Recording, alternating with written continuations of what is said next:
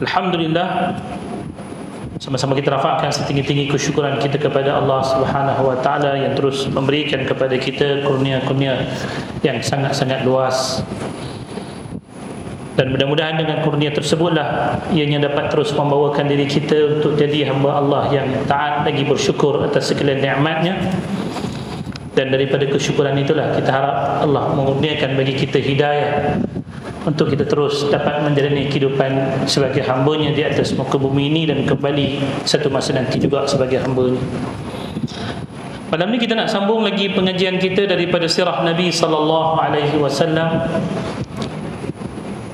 Yang mana kali terakhir kita telah pun masuk kepada bab menceritakan berkenaan tentang agama masyarakat Arab sebelum daripada pengutusan Nabi sallallahu alaihi wasallam. Kita tahu tanah Arab satu ketika pernah menerima kunjungan daripada dua orang Rasul, dua orang Nabi, iaitu Nabi Allah Ibrahim dan juga Nabi Allah Ismail. Dan daripada apa yang telah pun ditinggalkan daripada syariat Nabi Allah Ibrahim dan Nabi Allah Ismail inilah yang dipegang oleh masyarakat di tanah tersebut untuk beberapa waktu, sehinggalah datangnya penyelewengan beragama yang dibawakan oleh seorang lelaki yang bernama Amr bin Luhai. Bulan lepas saya dah ceritakan pada tuan-tuan macam mana idea penyelewengan itu datang. Kerana terpengaruh dengan kemewahan yang berada pada sisi kaum yang lain, maka dilihat cara mereka beragama, dilihat penduduk Syam itu menyembah berhala, maka disangkakan dengan penyembahan berhala itulah yang membawakan kemakmuran kepada bumi Syam. Lalu dibawa balik cuma satu patung sahaja. Namun kesudahannya bumi tersebut menyaksikan ikutan yang ramai daripada kalangan masyarakatnya menyembah berhala. Dan Amr bin Lu'ay ini dia akan menanggung dosa yang cukup banyak. Pasal apa? Sebab dia mewariskan penyembahan berhala. Maka lanjutan daripada perkara tersebut, bila mana telah pun dibiasakan bagi masyarakat tersebut menyembah berhala, maka penyembahan berhala dan kesyirikan itu, kata Syekh Safiyur Rahman Mubarak Furi dalam muka surat yang ke-30, Bismillahirrahmanirrahim. Qala al-muallif rahimahullah wa nafa'ana bi'ulumihi fid darain amin amin ya rabbal alamin. Kata Syekh Safiyur Rahman Mubarak Furi, begitulah bagaimana kesyirikan dan penyembahan berhala telah menjadi mercutanda terbesar dalam agama orang-orang jahiliyah yang mendakwa kononnya mereka adalah pengikut agama Nabi Ibrahim. Senang-senang dia klaim, kata dia ikut Nabi Allah Ibrahim dengan menyembah berhala. Sedangkan semua yang membuka cerita berkenaan tentang Nabi Allah Ibrahim, sirah Nabi Allah Ibrahim, antara sirah Nabi Ibrahim yang terbesar, iaitulah satu ketika baginda hampir-hampir terbunuh kerana memerangi penyembahan berhala pada zaman dia. Kita tahu kisah dia.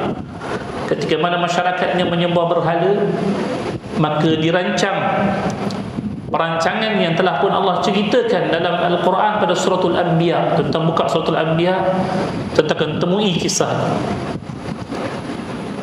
Dihancurkan pada malam hari berhala-berhala tersebut, ditinggalkan satu yang terbesar daripada berhala-berhala tersebut, dan diletakkan alat pemecah tersebut pada leher berhala yang terbesar.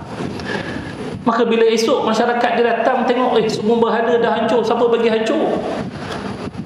Ada orang report kata, kami nampak tu Ibrahim yang buat.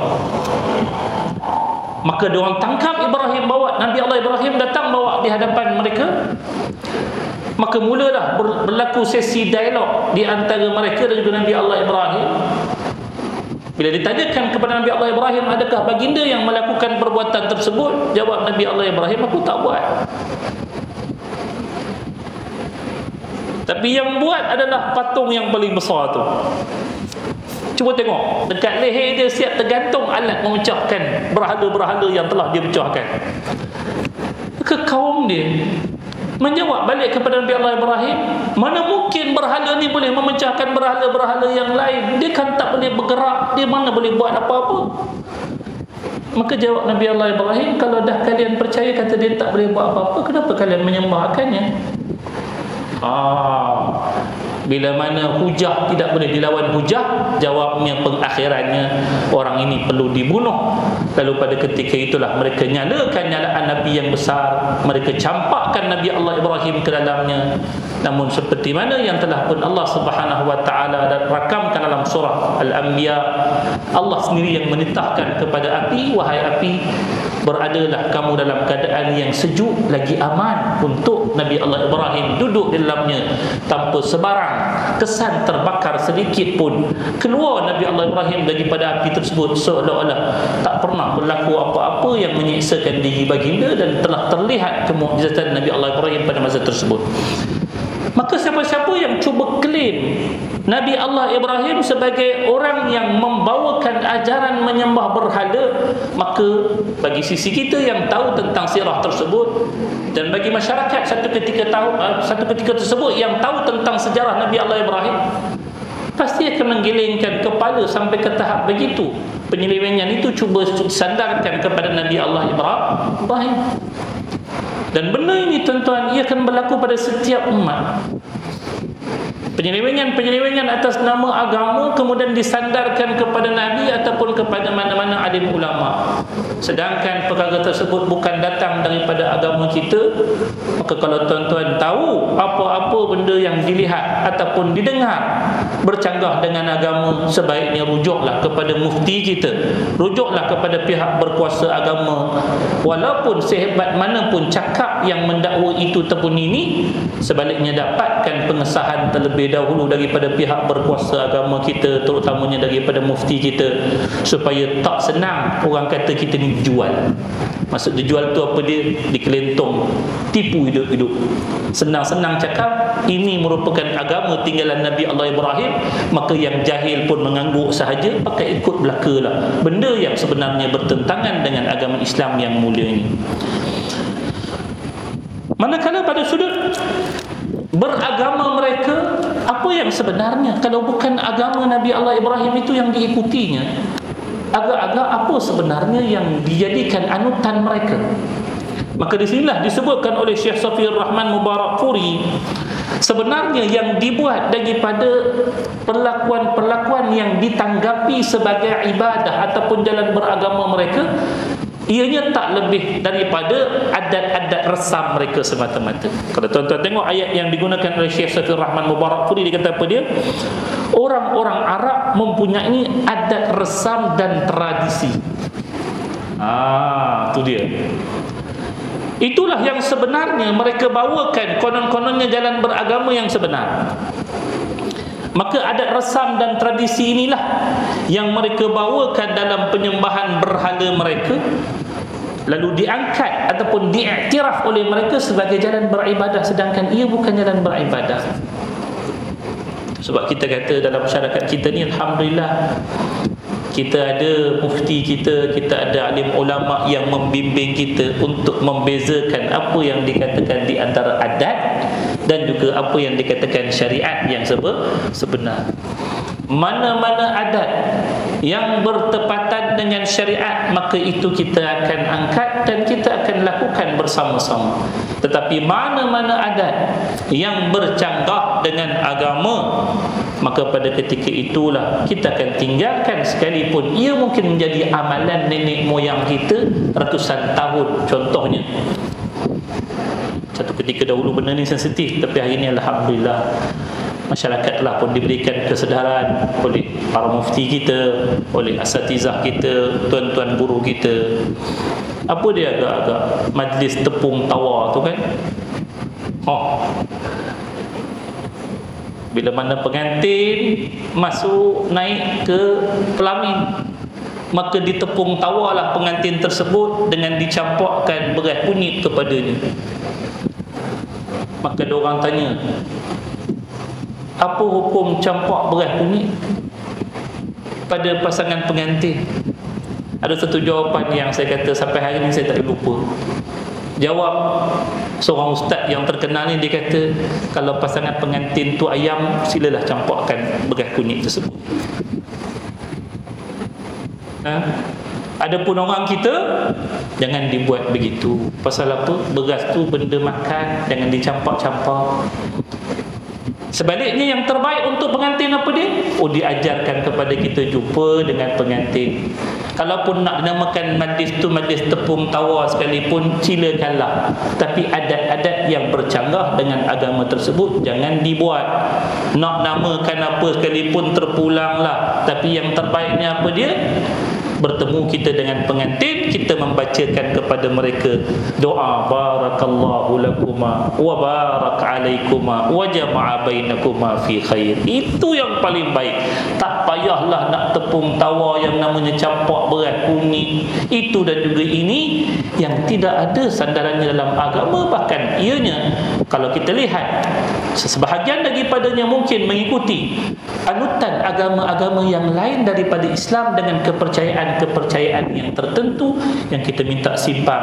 Jangan sampai kita menyerupai ajaran ataupun amalan agama lain yang na'udzubillah kalau kita lakukan dalam keadaan kita mengetahui akannya, maka itu boleh mengeluarkan kita daripada jalan agama Islam ini. Wala'iyatubillah. Itu dia. Tapi hakikatnya benda itu berlaku dalam masyarakat Arab satu ketika dahulu. Kalau kita lihat dalam bicara Allah Subhanahu wa taala berkenaan tentang isu ini, tak kala mana dipersoalkan kepada mereka, kenapa kalian melakukan hal yang sedemikian rupa? Apa yang kalian sembah ini sebenarnya daripada berhala-berhala? Jawapan mereka cuma satu, kami hanya mengikuti apa yang diperbuat oleh orang-orang tua kami tanpa mereka mengetahui sandarannya yang sebenar. Maka di sinilah kalau kita lihat ditekankan dalam ayat yang disebutkan oleh Syekh Safiur Rahman Mubarakfuri, adat resam yang dimasukkan dalam penyembahan berhala yang kemudian diangkat sebagai jalan beribadah itu tadi, kata Syekh Safiur Rahman, kesemuanya ataupun kebanyakannya adalah merupakan rekaan seorang lelaki yang bernama Amr bin Luhai tadi, punya jahat lagi.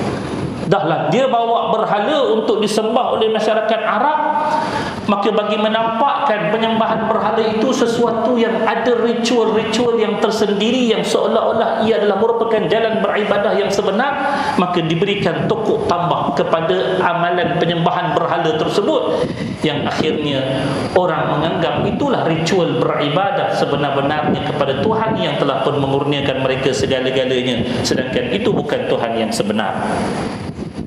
Mereka menyangka bahawa segala yang diada-adakan oleh Amr bin Luhai ini adalah termasuk dalam bid'ah yang baik dan bukannya mengubah agama Nabi Allah Ibrahim. Kalaupun ditemui di sisi masyarakatnya pengetahuan mereka terhadap kitab-kitab yang terdahulu, dilihat tiba-tiba benda ni nampak bertentangan dengan agama, maka di waktu itulah dipupuk dalam diri masyarakat, tak apa, benda ni asal baik, asal nampak baik, kita buat je sekalipun bertentangan dengan agama.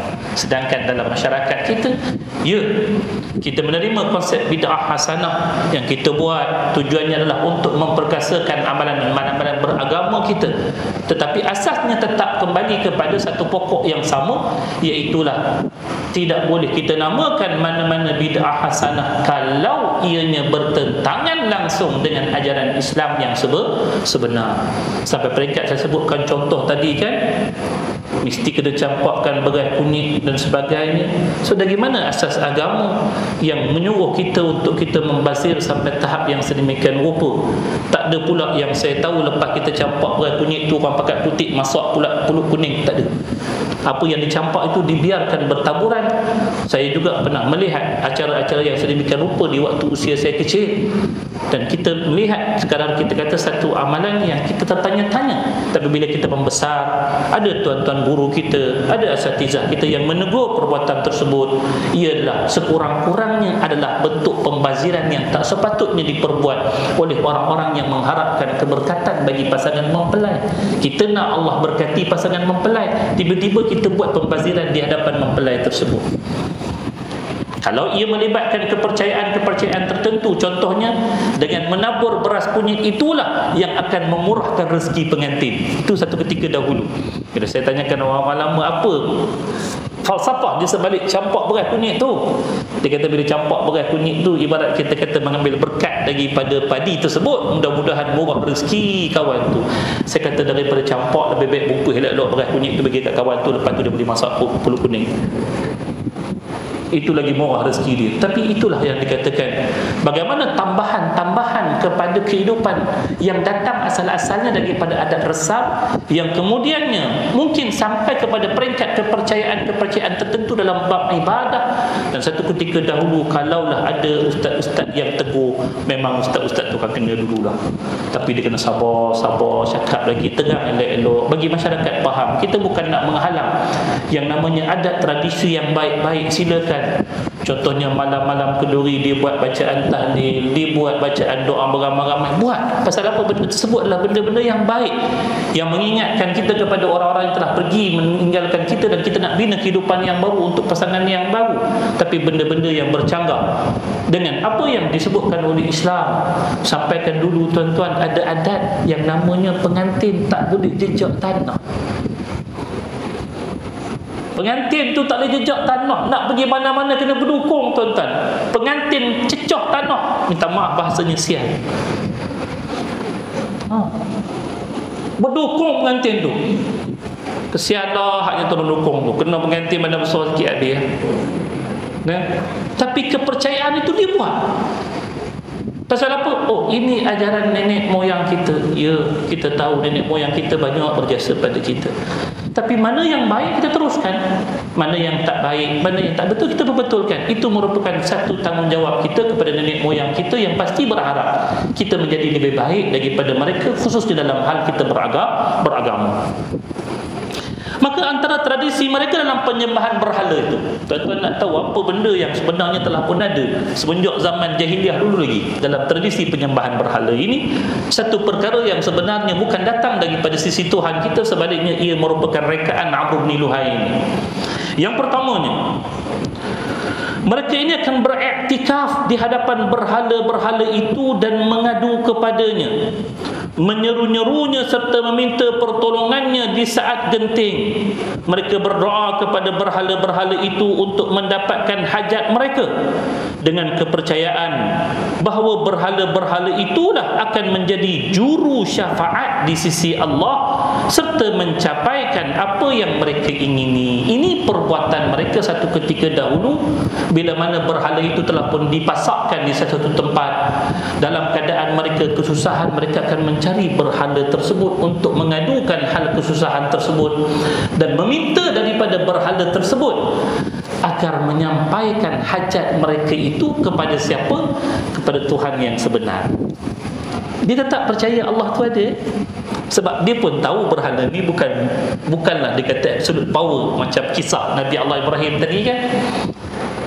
Bila mana Nabi Allah Ibrahim dakwa berhala yang paling besar itulah yang telah memecahkan berhala-berhala yang lain, dia orang pun tak dapat terima, sebab benda tersebut bertentangan dengan akal. Bagaimana sesuatu yang dibentuk tiba-tiba menjadi lebih berkuasa daripada yang membentuk akalnya. Orang buat patung, tiba-tiba yang buat tu minta kepada apa yang dia buat. Kan pelik. Itu akal yang sejahtera boleh berfikir begitu. Tapi kalau kita kata orang yang telah pun ditutup fikiran dan juga hati mereka daripada berfikir secara level ataupun logik terhadap urusan ini, tak, dia kata bapak kami dulu sebabkan kata dia menyembah berhala ni lah, dia hidup senang. Apa yang bapak kami dah hidup senang dengannya, maka kami kena teruskan benda ini. Dia tak nak fikir dah. Maka bila mana dia susah, dia akan mengadu kepada berhala-berhala tersebut, bukan dengan tanggapan berhala itu merupakan Tuhan dia, tidak. Tetapi berhala tersebut seperti mana yang telah Allah nyatakan dalam surah Az-Zumar. Allah menyebutkan apa yang mereka sebutkan tak kala mana mereka menyembah berhala. Ma na'buduhum illa liyuqarribuna ila Allahi zulfa. Mereka kata kami tak menyembah berhala-berhala ni atas nama dia Tuhan. Dah, dia pun tahu mana mungkin benda yang dicipta tiba-tiba boleh menjadi Tuhan. Tapi dengan penyembahan berhala itulah mereka harapkan apa dia?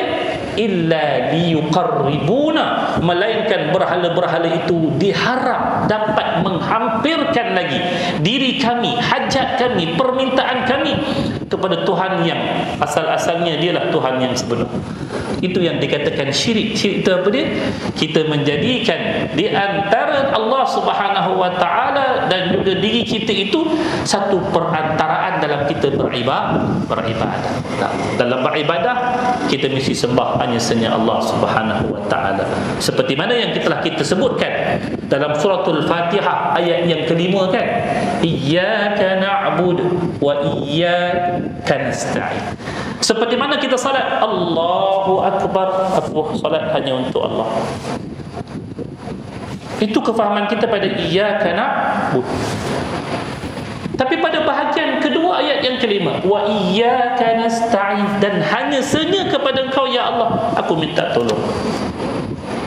Tapi orang-orang yang menyembah berhala ni dia bagi alasan, kami ni nak minta tolong, kami minta tolong menerusi berhala-berhala ni supaya disampaikan kepada Tuhan. Sedangkan seperti mana kita salat, boleh tak kita kata saya salat ini saya pergi dulu untuk berhala, kemudian pergi kemudian ni kepada Tuhan supaya lebih senang ianya diterima oleh Tuhan akan amal ibadat tersebut. Tak boleh. Sembahyang kita salli fardhul maghribi salasa raka'atin imaman ma'muman lillahi ta'ala, mesti jadi satu saja, tak boleh untuk yang lain. Tapi kenapa bila mana kita mensabitkan hanya saja Allah sahajalah Tuhan yang kita sembah, tapi ketika mana kita minta tolong kita tak boleh nak solidkan, ya Allah Engkau lah Tuhan yang maha mendengar, Engkau lah Tuhan yang maha mengetahui, Engkau lah Tuhan yang maha melihat, tunaikanlah hajat saya. Tak boleh ke begitu? Orang-orang dulu tak boleh buat. Dia kata mana mungkin saya boleh berbuat demikian, kerana di waktu itu kononnya diri saya ni banyak dosa, diri saya ni banyak salah, maka kalau saya tak ambil perantaraan di antara saya dengan Tuhan, mana mungkin saya punya doanya akan diterima. Dah tu kalau kata awak salat macam mana? Bukankah ketika mana awak salat awak juga sedang berdosa? Kenapa kita boleh buat untuk Allah? Contohnya, ini merupakan perkara yang telah pun diperbuat oleh siapa dia? Oleh orang-orang yang jahil pada satu ketika dahulu, dan amalan penyembahan berhala kita tahu sampai ke hari ini. Kita bukan tujuan untuk menghina rakan-rakan kita dalam agama yang lain, tapi kita nak bagi faham. Dari sinilah datangnya pembudayaan adat resam bagi masyarakat yang menyembah berhala, dan kita menghormati. Itu pilihan diri dia. Tapi untuk diri kita, kenapa kita perlu menolak sebarang bentuk penyembahan berhala atas apa nama sekalipun? Sebab ketika mana kita beribadah langsung kepada Allah, maka tak kala mana kita meminta akan sesuatu, maka minta langsunglah kepada Allah. Kita dah belajar dalam hadis 40, tuan-tuan pun ada kitab kajian hadis 40. Bila mana kamu nak minta, jangan minta kepada yang lain. Ajarlah minta pada Allah. Ajarlah minta pada Allah. Hatta kalau kita kata kita boleh latih diri kita atas muka bumi ni, tuan-tuan, selama mana kita mampu untuk minta apa saja kita nak minta kepada Allah secara langsung, minta kepada Allah. Cuba kurangkan pergantungan kita kepada makhluk dalam urusan kita minta tolong. Sekalipun kita kata dah terdesak sangat ni, kalau tak minta tolong ni kepada orang tua orang ini, susah saya ni. Tapi cuba latih diri kita. Sampai satu masa kita susah, ya Allah Engkau lebih tahu akan hal aku daripada sekalian makhluk yang lain. Lapangkanlah bagi aku urusan. Tuan-tuan akan tengok mana yang lagi cepat, yang menjawabnya makhluk ataupun yang menjawabnya Allah. Kalaupun kita minta daripada makhluk, kalaupun makhluk tu boleh tolong kita, dia mungkin dapat menolong kita dalam waktu sekian-sekian, untuk waktu yang sedikit lewat. Tapi mana-mana yang dibantu oleh Allah Subhanahu wa taala, Allah akan hantar bantuan itu tepat pada masa. Takkan terlewat barang sedikit pun. Tapi minta tolonglah sungguh-sungguh kepada Allah Subhanahu wa taala, sampaikan bila mana mulut kita menyebutkan ya Allah bantulah aku, takkan tertangguh pertolongan Allah untuk kita. Buat sampai tahap macam tu. Tapi nak kena latih diri kita sungguh-sungguh. Kalau kita dah terbiasa apa-apa, aku ramai kawan, susah-susah cari kawan, Jangan. Susah-susah cari siapa dulu? Cari Allah dulu. Nanti kalau Allah hantar kawan kita, tak boleh minta tolong dia ke? Tak, kawan tu sendiri dia akan tanya pada kita, insya-Allah, aku nampak kau ni macam ada masalah, apa benda aku boleh tolong? Ketahuilah bahawasanya orang tu dihantar oleh Allah untuk kita. Tapi kena yakin sungguh-sungguh. Kalau tak jadi. Kena buat sungguh-sungguh, minta pada Allah Subhanahu Wa Taala. Dan bila mana kita nak minta pada Allah, kita tak perlukan perantaraan seperti mana yang diperbuat oleh orang-orang jahiliah satu ketika dahulu, yang memperantarakan antara mereka dengan berhala. Sebaliknya kita, Allah ni Tuhan yang Maha mendengar, Tuhan yang Maha melihat, Tuhan yang Maha mengetahui. Siapa pun daripada kalangan hamba dia, biar apa pun keadaan diri dia sebelum daripada dia kembali kepada Allah, Allah tetap akan menerima diri dia. Jangan kata saya ni segan nak minta tolong pada Allah, saya banyak buat dosa pada dia. Dengan kita minta tolong pada Allah, itulah mudah-mudahan Allah mengampunkan dosa-dosa kita. Macam mana tu Ustaz? Dalam satu hadis kursi, Nabi SAW pernah menyatakan, Nabi kata apa dia?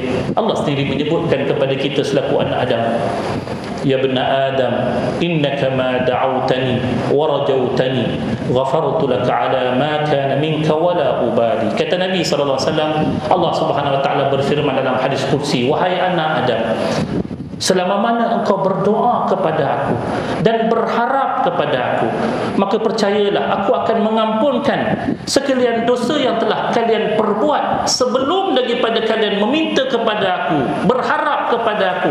Dan aku tak peduli pun sebenarnya apa yang kamu buat sebelum daripada itu. Tapi waktu kita dah kembali pada Allah, selagi mana kita tak kembali kepada Allah, kena ingat ayat yang lain Tuhan sebut, wala tahsabannallaha ghafilan amma ya'malul zalimun. Jangan kalian sangka Tuhan tu lalai leka daripada orang yang berbuat kezaliman. Nampak? Tapi bila mana kita kembali kepada Allah, siapa pun kita sebelum daripada tu, insya-Allah Tuhan bersedia untuk menerima kita. Nabi sebutkan lagi, kalau siapa-siapa yang tetap duk rasa saya ni kau tolong doa untuk aku lah, aku rasa diri aku macam tak layak untuk berdoa, jangan.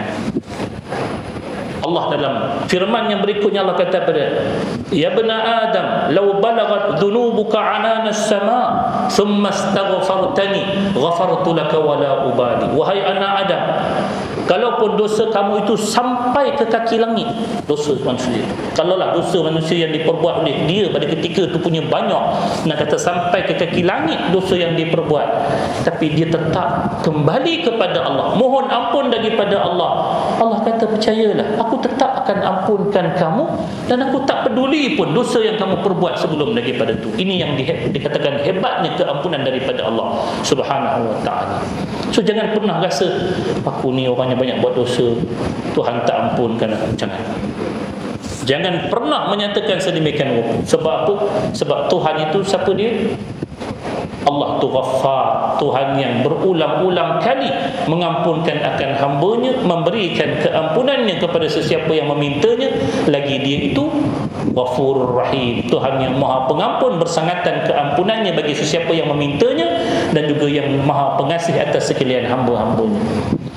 Tuhan sebut lagi, Ya bena Adam, law ataitani bi qurabil ardi khataya thumma laqitani la tusyrik bi syai'a ataituka bi qurabiha maghfiratan. Kata Allah Subhanahu Wa Taala dalam hadis kursi tersebut, Allah kata, wahai anak Adam, kalaupun kamu bawa datang kepada aku di waktu kita kembali kepada Allah, ya Allah, aku ni dah buat dosa sangat-sangat banyak. Kata Allah, sebanyak mana? Sepenuh bumi ini, seolah-olah tidak ada daripada satu hamparan bumi ini melainkan pasti tercatat dosa kita di sana. Kalaulah ada manusia yang berdosa sampai ke tahap itu sekalipun, kata Allah, satu je syarat dia, Lau ataitani biqarabil ardi khataya thumma laqitani, kemudian kamu kembali bertemu dengan aku, la tusyrik bi syai'a, dalam keadaan kita kembali kepada Allah, jangan pernah kita syirikkan akan Allah dengan segala sesuatu. Jangan pernah syirikkan Allah dengan segala sesuatu. Allah kata alasan dia apa dia? ataituka biqarabiha maghfiratan. Percayalah, aku akan bawa datang kepada yang memohon keampunan bagi dosa yang sepenuh bumi tersebut dengan keampunan yang sama seperti mana dosa yang telah pun dibawa pada ketika tersebut. Nak kata Allah bersedia untuk ampunkan kita. Maka siapa-siapa pun daripada kalangan kita, sebanyak mana pun dosa yang dia ada, jangan pernah berputus asa daripada meminta kepada Allah dan berharap kepada dia, dan kita sentiasa jadikan dialah tempat yang satu-satunya kita akan minta pertolongan itu dan juga ini. Insya-Allah dia Maha mendengar lagi Maha mengetahui segala-galanya. Yang keduanya, perkara yang dibuat oleh masyarakat jahiliah dalam bentuk adat resam mereka, iaitulah mereka menunaikan haji kepada berhala-berhala itu serta bertawaf mengelilinginya. Ini yang dikatakan bid'ah yang dibuat daripada agama Nabi Allah Ibrahim satu ketika dahulu, yang telah pun memperkenalkan ibadah haji untuk amalan masyarakatnya ataupun amalan umatnya supaya dapat memuliakan rumah Allah yang mulia yang namanya Kaabah. Oh, dia orang kata Nabi Allah Ibrahim pernah buat haji, kita pun buat haji jugalah. Tapi kita tahu buat haji, apa yang telah Allah nyatakan dalam surah Al-Hajj ayat yang ke-26. Haji ini dia tidak boleh dibuat untuk tujuan kesyirikan, sebab pembinaan kota Mekah itu sendiri ataupun Kaabah itu sendiri, seperti mana yang telah disebutkan oleh Allah dalam surah Al-Hajj ayat 26. Allah kata apa dia? Wa idh bawwa'na li Ibrahim makana al-baiti alla tusyrik bi syai'a. Ketika mana Allah provide, Allah sediakan untuk Nabi Allah Ibrahim sebidang tanah untuk dibina rumah Allah di sana. Allah kata pertama sekali yang kalian perlu buat, kamu perlu buat, jangan buat apa dia? Jangan buat syirik. So bagaimana amalan haji yang kemudiannya Allah serukan, Allah mintakan Nabi Allah Ibrahim serukan manusia supaya mengerjakan ibadah haji di sana, tiba-tiba melanggar ketetapan pertama daripada arahan pembinaan Kaabah, iaitulah jangan syirikkan akan Allah. Macam mana amalan haji tiba-tiba dimasukkan tujuannya adalah untuk penyembahan berhala? Mereka bertawaf itu bukan untuk Allah, tetapi mereka bertawaf adalah untuk berhala. Satu ketika dahulu berlaku sebelum Nabi SAW diutuskan. Sampaikan peringkat disebutkan mereka merendahkan diri di sisinya serta sujud kepadanya. Sujud mereka di sisi Kaabah yang mulia satu ketika dahulu bukan kepada Allah, tetapi mereka bersujud untuk berhala-berhala yang berada di sekitar Kaabah pada ketika tersebut. Itu amalan mereka. Siapa yang ibaratnya siapa-siapa yang tak sujud dekat berhala pada ketika tersebut, ibadat haji dia tak sah. Satu ketika dulu itu yang berlaku, adat resam mereka. Yang ketiganya, mereka bertakarrub kepada berhala-berhala itu dengan pelbagai jenis korban. Kalimah takarrub ni bahasa kita korban. Kan kalimah korban itu asalnya daripada kalimah qarraba yuqarribu qarbanan. Kita menghampirkan diri kita kepada Allah dengan melakukan penyembelihan, khususnya pada masa yang kita diperintahkan untuk buatnya, iaitulah pada tanggal 10 Zulhijjah sampailah tanggal 13 Zulhijjah. So kenapa kita buat korban? Tujuannya bukan nak bermegah pada orang, aku orang kaya, aku boleh sembelih sepuluh lembu aku seorang je, contohnya. Tak. Tujuan kita sembelih korban tersebut seperti mana yang Allah nyatakan dalam ayat kedua surah Al-Kautsar, fasalli lirabbika wanhar. Seperti mana salat kita itu untuk Allah, bukan untuk berbangga-bangga dengan sesiapa, maka macam itulah juga sembelihan yang kita buat pada hari tersebut, ia mesti dibuat untuk Allah, untuk kita hampirkan diri kita kepada Allah. Sebab itu merupakan amalan yang paling Allah suka manusia buat dalam tempoh tersebut. Yang Nabi sebutkan, tak ada amalan yang terlebih Allah cinta diperbuat oleh seorang hamba dalam tempoh 1 hingga 10 Zulhijjah tersebut berbanding dengan menumpahkan akan darah. So kita sembelih apa pun, kambing ke, lembu ke, kerbau ke, binatang an'am ini, unta ke, ia adalah untuk Allah. Tapi orang dulu dah, dia sembelih yang namanya binatang ternakan mereka untuk siapa? Untuk Allata, Uzza, Manat. Dan bila mana mereka sembelih untuk tuhan-tuhan mereka, sembelihan tu tak boleh dimakan oleh siapa-siapa. Kita, syariat yang Allah berikan kepada kita, kita sembelih haiwan korban kerana Allah, tapi sembelihan tersebut boleh makan tak? Pakat-pakat boleh share makan tak? Alhamdulillah, walaupun ada bahagian yang kita akan bahagikan untuk orang fakir miskin, untuk juadah ramai-ramai, dan kita ambil sebahagiannya untuk diri kita.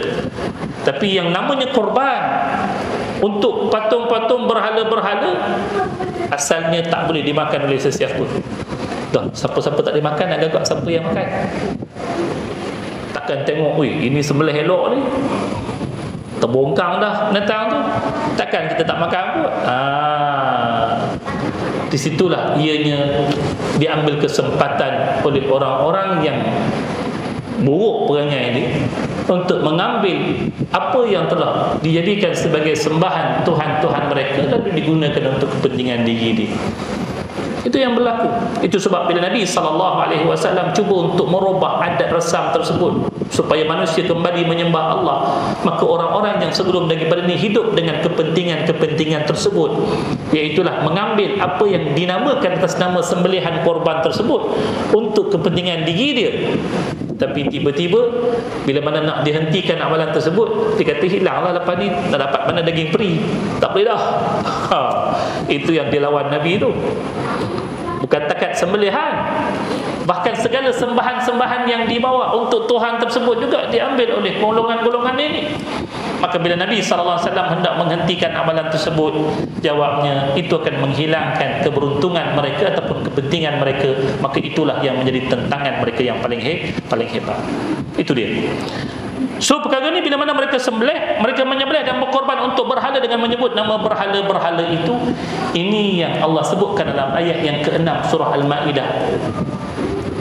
Wa ma dubiha 'ala nusub, apa yang disembelih untuk tujuan penyembahan berhala, maka itu diharamkan oleh Allah untuk kita makan.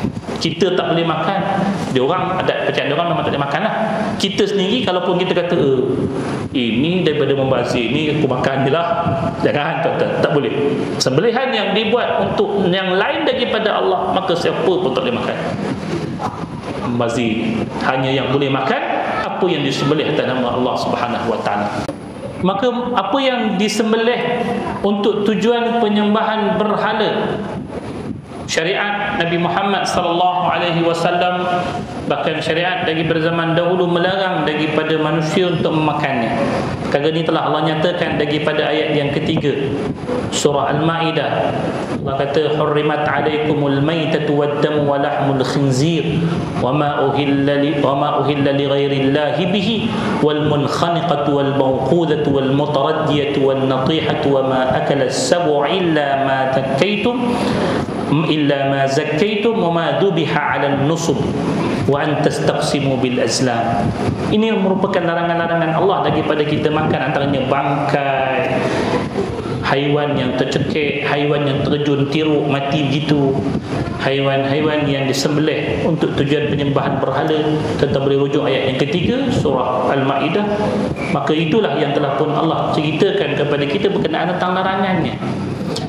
Dan dalam ayat suratul An'am ayat yang ke-121, apa saja sembelihan yang disembelih bukan atas nama Allah, tak kiralah nama siapa-siapa pun, kalau ia disembelih maka haram bagi kita untuk makan. Allah kata wala ta'kulu mimma lam yuzkar ismullahi alaihi. Allah kata jangan kalian makan apa yang disembelih dengan tidak menyebutkan akan nama Allah Subhanahu wa taala. Itu sebab bila mana tukang-tukang sembelih kita dia tahu tentang adabnya, waktu nak sembelih paling kurang dia baca bismillah, maka itulah yang melayakkan sembelihan itu dimakan oleh orang-orang beriman.